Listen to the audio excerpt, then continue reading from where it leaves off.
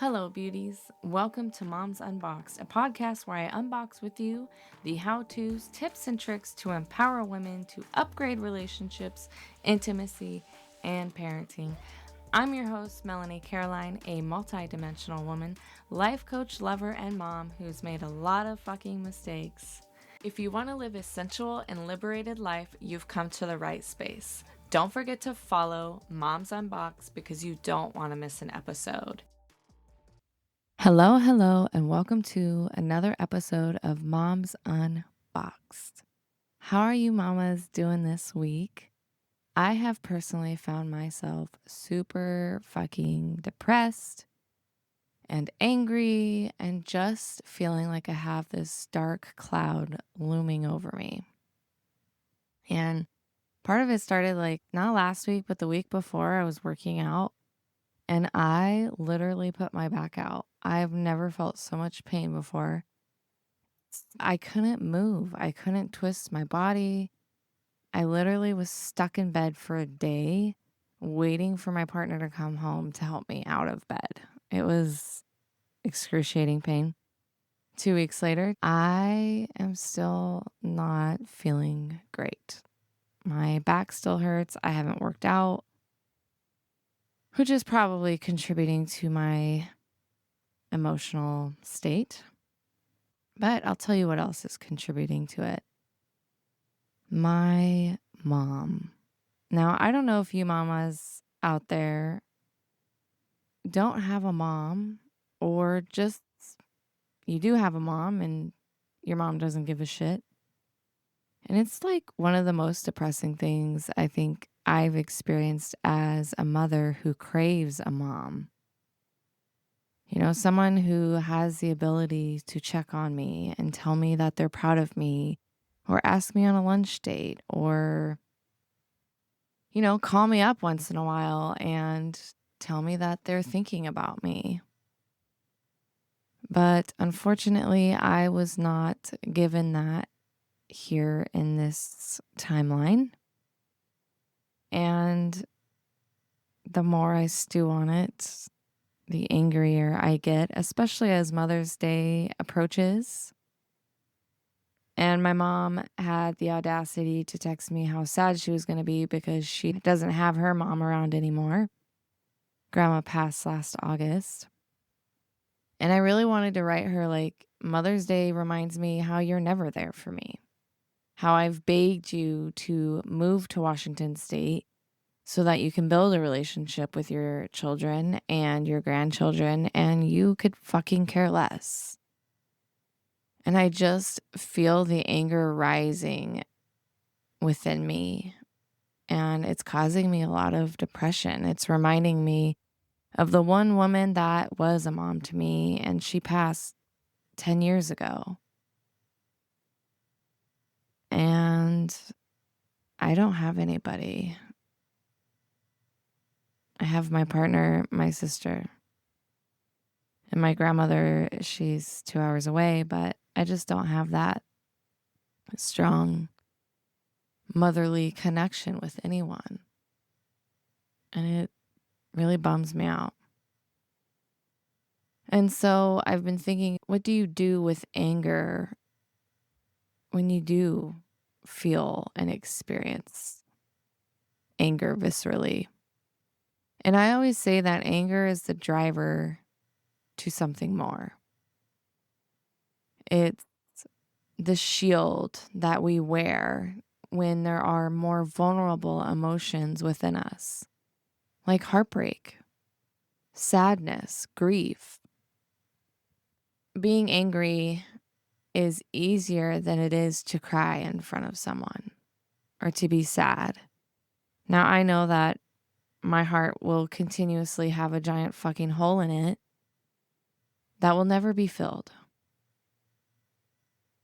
And I have done well with this hole that I have carried around within me, this emptiness that I have experienced in these moments, to have compassion for my mom who is mentally ill. And I have to be able to find that compassion within myself for her because she has lived a very different life than I have. Not that my life was much better, but I was not exposed to some of the drugs that she was exposed to. I'm not exposed to the mental illnesses that she experiences. And in this place, I try to put myself in her shoes and really think about some of the suffering that she goes through in her life.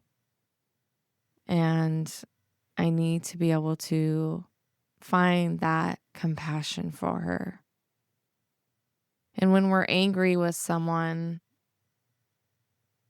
one of the ways we can move through this, relieve ourselves from anger, is finding compassion for the other person, trying to understand where they're coming from, their worldview, their experiences that they've had in their life. And sometimes that doesn't necessarily work. Like, that doesn't take away my experience with having a mom that has been completely absent. But perhaps compassion can relieve anger just a bit. I was just doing a meditation and I was picturing my anger as a soft teddy bear that I was just holding and coddling. And in that way, I was showing my self-love, showing my self-compassion, and my child self, my teen self, my young adult self, and the person that I am now, they were all hugging each other. Each Mel was there, and we were just hugging each other, and I was just reassuring all those parts of myself. I was pouring love into myself. And perhaps if you're experiencing anger, you can picture those parts of yourself and wrap your arms around her and show her love, show her kindness and compassion, and hold that anger with tenderness. And when we witness our emotions with love and compassion and understanding, the anger softens and it doesn't feel so raw.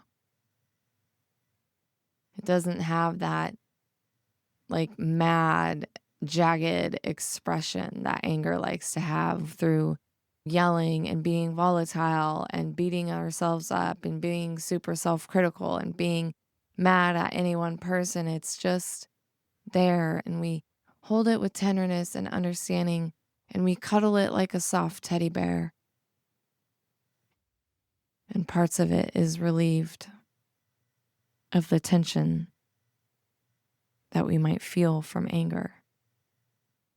And then we move into other phases like forgiveness. What parts of ourselves needs to forgive the other person to relieve anger? Is there something that we can do to forgive them? And we can do this with cord cutting, meditation, writing an angry letter, and just letting all those raw emotions pour from you and onto the paper. I have yet to do this practice with my mom as of recently. I have done this practice, and it is quite relieving to just fucking curse a person out, to tell them all the fucking shit that you want to tell them that is upsetting to you. To really just let that paper have it. And you don't give this person the paper. You actually burn it, doing a release ceremony. And I have done this numerous times, especially through my divorce, where I just let the paper have it. I let all my feelings out, all the emotion just pouring out of me. And I burn it and I release. So that is one way that we can forgive. Perhaps try this if you're feeling like you need to forgive someone or that you need to relieve yourself of anger. Try pouring it out on the paper. The other things that you can do if you viscerally need to let this out physically is like, go fucking beat on something. When we're kids, we are throwing tantrums, kicking the floor. We might punch things, throw ourselves into the wall, like you've all watched a child throw a fit. Fucking throw a fit. Give yourself permission to throw a fit. Take a bat. Go fucking hit something that is already broken in your house. I used an old microwave, an old bed frame. There's got to be something around your house you're like, yeah, I need to replace this. And fucking take a bat to it. The other thing you can do is, if you have a punching bag, go fucking punch that shit. Go for a long jog. Go work out. Harness this energy and go do something with it. Because anger can be used for good. Anger teaches us many lessons. So get intuitive with it. What is the anger teaching you? And how can you express this in a healthy way? I've always driving over a bridge in the mountain, just fucking screaming as loud as I can. You can do that in your car too, listening to some corn. There are ways that we can express anger that is healthy, because what happens if we don't express this anger, it stays stuck in the body.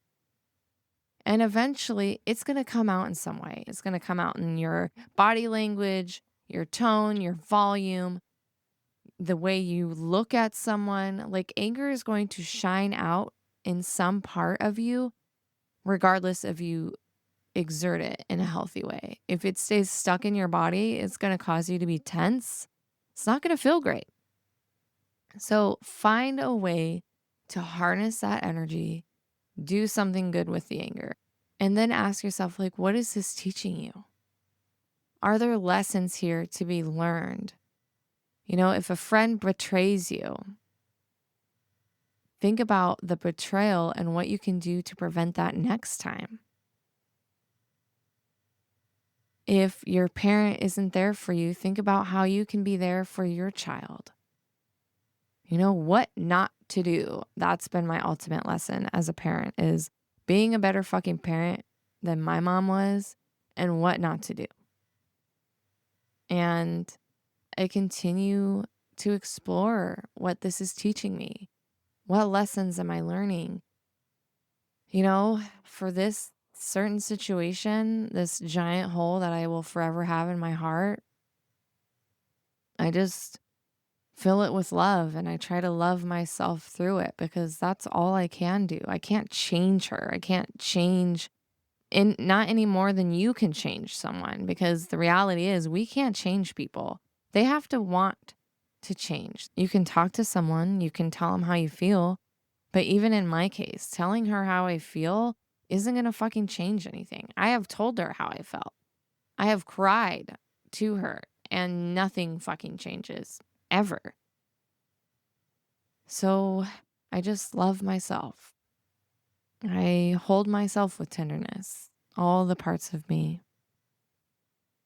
And I make sure that I'm taking the time to do that. And right now, even though I'm feeling like extra depressed about it, it's just an opportunity for me to go inwards. So mamas, think about your anger. What is beneath that anger? Is it feeling of betrayal, heartbreak, sadness, grief? Perhaps it's the need to control something you can't control. Is it you wish that you can change someone and you can't? And then think about, how can you harness that energy for good? What can you do with anger that will elevate your life? Perhaps it is getting back in the gym, or thinking about how you can exert this anger in a healthy way so you're not taking out on your partner or your child. Is it possible for you to communicate how you feel to the person that you're angry with? For me, it's a no-go, but for you, it's going to be a completely different circumstance and situation. And then holding yourself with tenderness, holding that anger with love, like it's a giant soft teddy bear. You're just coddling it. You're noticing it. You're aware of it. You're investigating and processing the anger, and then you're expressing it and releasing it through cutting cords, release rituals, writing the anger out all on paper, just letting your words flow from you, and then burning it. There's a lot of ways we can process anger that we don't often think about. Anger isn't a bad emotion. It's just there for you to explore, for you to hold with compassion, and think about, what do you need to forgive? Anger and forgiveness is oftentimes tied together. So be thinking about how you can forgive the person that has caused you anger, or perhaps it's yourself that you're angry with. Thinking about what you can do to forgive yourself, to move forward, to release the shame and guilt you might be holding. It's all within you, everything you need. And just hold yourself, hug yourself, love yourself. If you are feeling angry, I would love for you to join me for a little breath exercise. So just placing a hand on where you feel the anger in your body. Where is it you're feeling tense? And noticing that anger, noticing its shape. Perhaps it's a certain color. Maybe it's moving around a certain area of your body. Just noticing that anger and inhaling love, exhaling anger, inhaling patience, exhaling anger, inhaling compassion, exhaling anger, inhaling light, exhaling anger, inhaling forgiveness, exhaling anger, inhaling self-compassion, exhaling anger, inhaling patience, exhaling anger, inhaling grace, exhaling anger, inhaling light, exhaling anger, inhaling compassion, exhaling anger. And just move through this process, inhaling what it is you need, whether it's forgiveness, grace, compassion, whatever it is your body is telling you you need, and exhaling out that anger that you're feeling in your body. And holding that anger, whatever resides there, holding it with tenderness, compassion, and love, like a giant fuzzy teddy bear. All right, mamas, this is it. I think I'm going to take a break next week. I'm going to kind of go into myself, process things, plan out more episodes. So stay with me. I love you all. Thank you so much for being here. And don't forget to live a liberated and sensual, unboxed life. Until the next time, sunshine. Thank you again for joining me for another episode of Moms Unboxed. If you have a topic or relationship question, connect with me at I am Melanie Caroline.